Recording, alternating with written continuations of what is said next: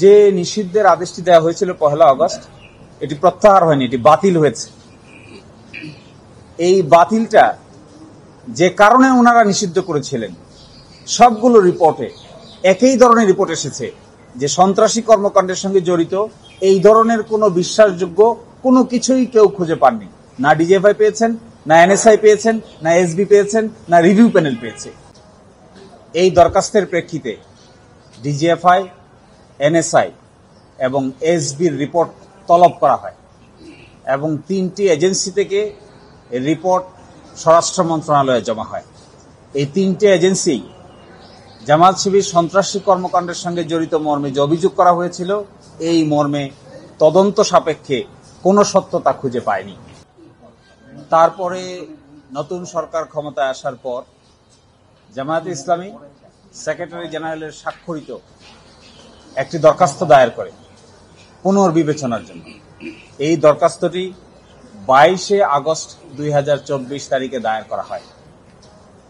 এই দরখাস্তের প্রেক্ষিতে DGFI, NSI এবং এসবির রিপোর্ট তলব করা হয় এবং 3টি এজেন্সি থেকে রিপোর্ট স্বরাষ্ট্র মন্ত্রণালয়ে জমা হয়। এই 3টে এজেন্সি জামায়াত শিবির সন্ত্রাসী কর্মকাণ্ডের সঙ্গে জড়িত মর্মে যে অভিযোগ করা হয়েছিল, এই মর্মে তদন্ত সাপেক্ষে কোনো সত্যতা খুঁজে পায়নি। অতঃপর মিনিস্ট্রি অফ হোম থেকে সিনিয়র সেক্রেটারির নেতৃত্বে 3 সদস্য বিশিষ্ট একটি রিভিউ প্যানেল গঠন করা হয়। আইন অনুযায়ী 19 নম্বর ধারার রিকোয়ারমেন্ট মোতাবেক এই রিভিউ প্যানেল গঠন করা হয়। এই রিভিউ প্যানেলে বিষয়টি পুঙ্খানুপুঙ্খভাবে আলোচনা হয় এবং তারাও অতীতের এই অভিযোগের সমর্থনে কোনো তথ্য প্রমাণ খুঁজে পাননি। এরই প্রেক্ষিতে এই বিষয়টি মাননীয় স্বরাষ্ট্র উপদেষ্টার কাছে উপস্থাপন করা হয়। ওনার সই স্বাক্ষরের পরে মাননীয় প্রধান উপদেষ্টা, তার সই স্বাক্ষরের পরে মাননীয় আইন উপদেষ্টার সকল প্রক্রিয়া সম্পন্ন হয়ে এই বিষয়টি সিদ্ধান্ত গৃহীত হয় যে অতীতে যে প্রজ্ঞাপনটি জারি করা হয়েছিল, এই প্রজ্ঞাপনটিকে বাতিল ঘোষণা করা হয়।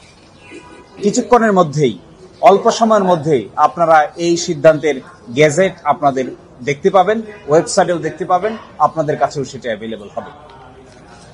এবং এই প্রক্রিয়া করতেই আমি বলেছিলাম যে গতকালকেই করার কথা ছিল, যেহেতু প্রক্রিয়াটা একটু লম্বা, আইন মোতাবেক আইনের প্রত্যেকটি ধারা উপধারা ফলো করে এই কাজ করা হয়েছে।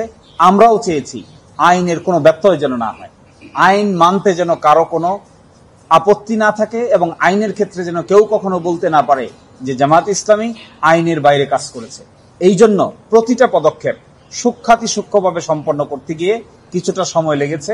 এই জন্য গতকালকে প্রজ্ঞাপনটি না হয়ে আজকে অল্প সময়ের ভিতরেই এই প্রজ্ঞাপনটি পাবলিকলি প্রকাশ করা হবে।